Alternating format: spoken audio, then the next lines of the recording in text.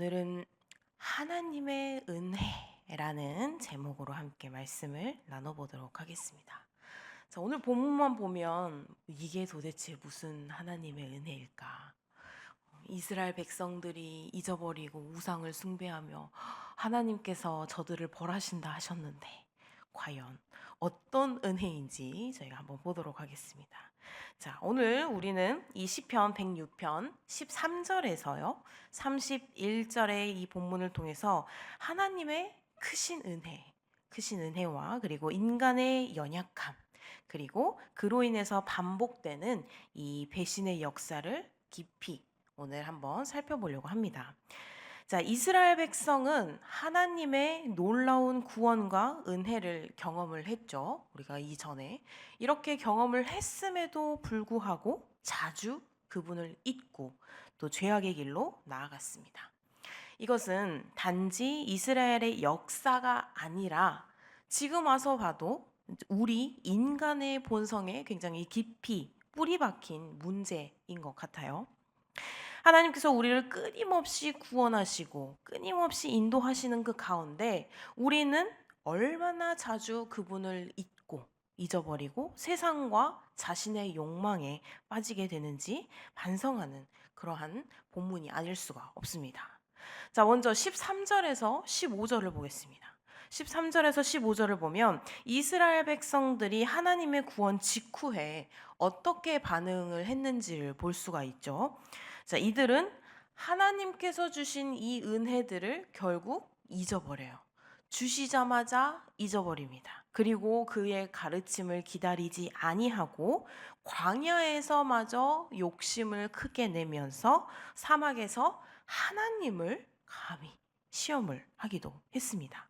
자, 그래서 하나님께서 이스라엘을 애굽에서 놀랍게 구원하신 후 그들은 이렇게 곧바로 하나님의 행사를 잊어버렸습니다. 이것은 얼마나 우리 인간들의 기억이 짧고 그리고 얼마나 빨리 감사의 마음을 잃어버릴 수 있는지를 보여줍니다. 하나님의 계획을 기다리지 않고요. 자신들의 욕망을 따라 행동한 이 이스라엘의 모습은 오늘날 보면 우리 자신들에게도 동일하게 적용이 될 수 있습니다. 우리는 얼마나 자주 하나님께서 우리에게 베풀어 주신 그 은혜를 잊고 자신의 욕망을 따라 행동하는지 돌아보는 그런 시간들을 계속해서 가져야 할 것입니다.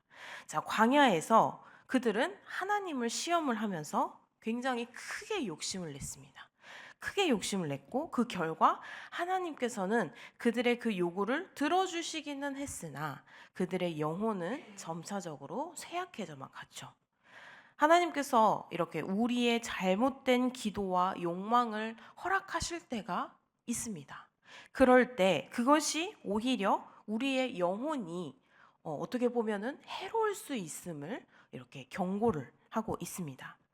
하나님께서는 때로 우리의 요구를 들어주실 수 있어요. 들어주실 수 있지만 그것이 우리의 영적인 상태를 어떻게 할 수 있는지, 그것이 악화시키는 길인지 아니면 우리가 정말 하나님께로 나아가서 하나님께 기쁘게 하는 일인지 그런 것들을 한번 계속해서 볼 필요가 있습니다.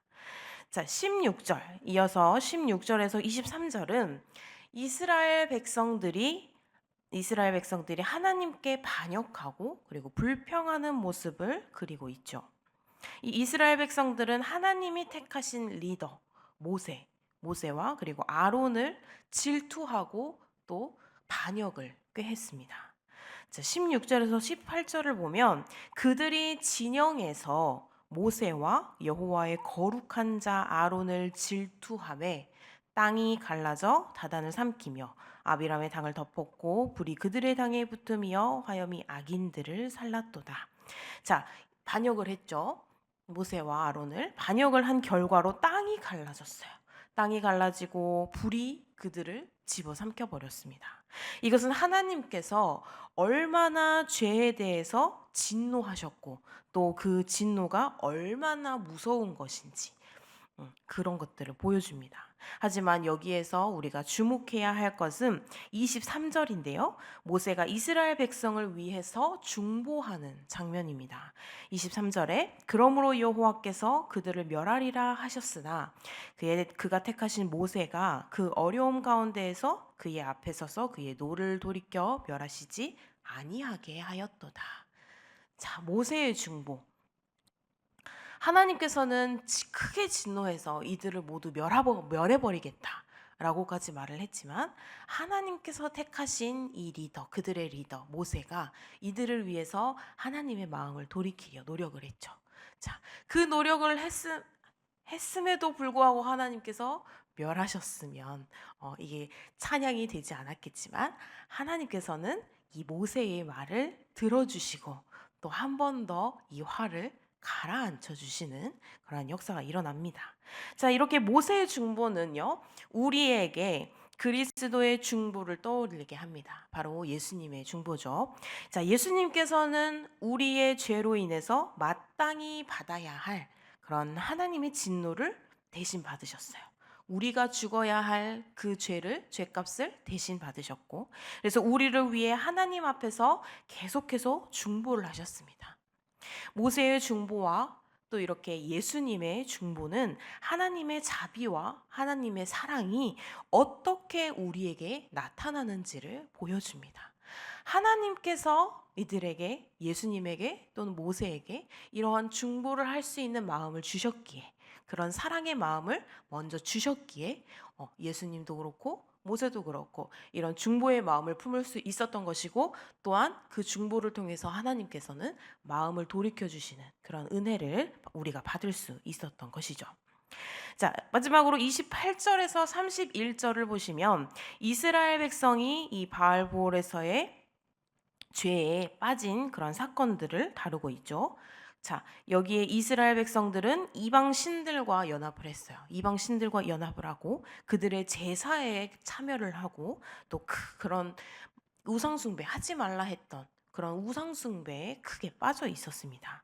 28절에서 31절을 보면 그들이 또 부올의 바알과 연합하여 죽은 자에게 제사한 음식을 먹어서 그 행위로 주를 경노하게 함으로써 재앙이 그들 중에 크게 유행하였도다. 그때 비나스가 일어서서 중지하니 이에 재앙이 그쳤도다. 이 일이 그의 의로 인정되었으니 대대로 영원까지로다. 아멘. 이라고 말씀을 하고 있습니다. 자, 이들은 하나님께서 이렇게 봐주시고 하나님께서 은혜를 베푸시고 참아주시고 이렇게 역사해 주시는 가운데서도 그마저도 이들은 결국 우상숭배를 하는, 믿지 말아야 할 다른 신상 같은 걸 만들어서 그것을 섬기고, 하나님께서 하지 말아라 하는 짓만 어떻게 그렇게 골라서 하는지요. 청개구리도 아니고, 그렇죠.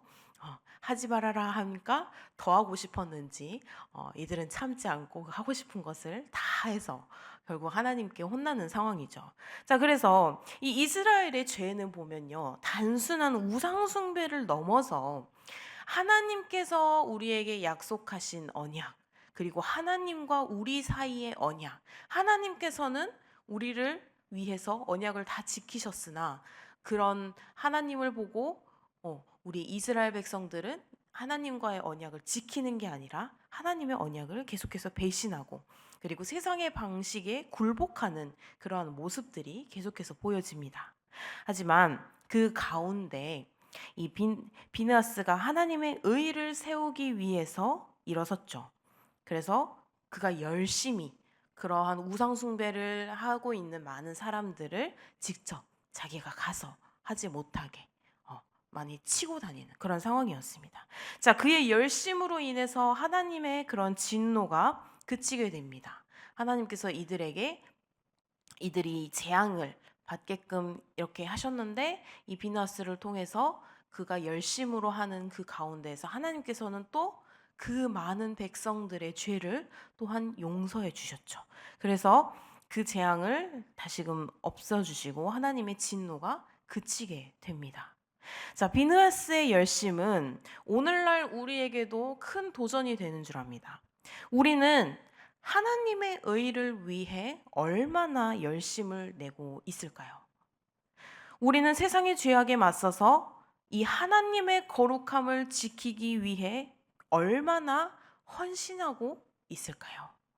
자, 우리 또한 이렇게 비느하스처럼 할 수 있는지.